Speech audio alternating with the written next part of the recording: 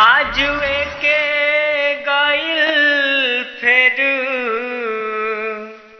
कहिया आइब माई बता द हमके तबे करब तोहरे हम विदाई बता द हमके तबे तोहरे करब हम विदाई बता द हमके।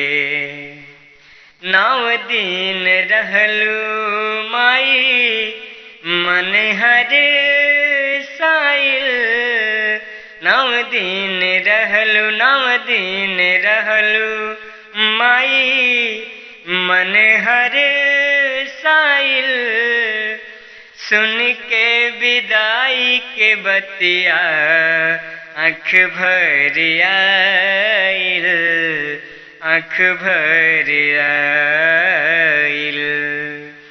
मूर्ति उठाई कैसे हो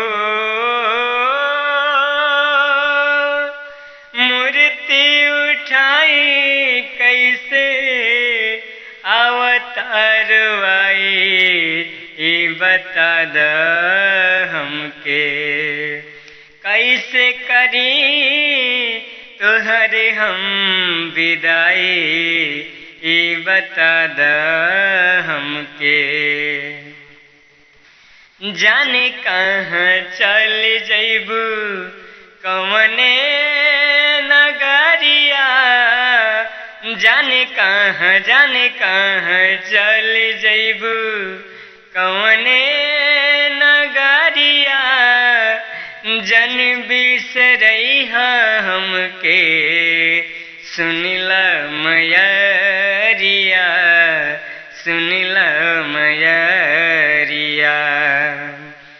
रहिया निहारब हरदम हो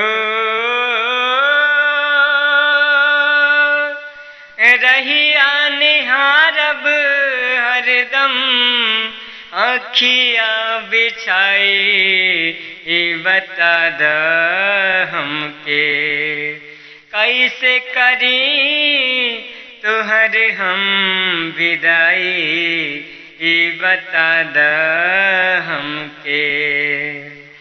आजुए के गइल फेरू कहिया आइब माई बता द हमके कैसे करी तोहरे हम विदाई बता द हमके कैसे करी तोहरे हम विदाई बता द हमके।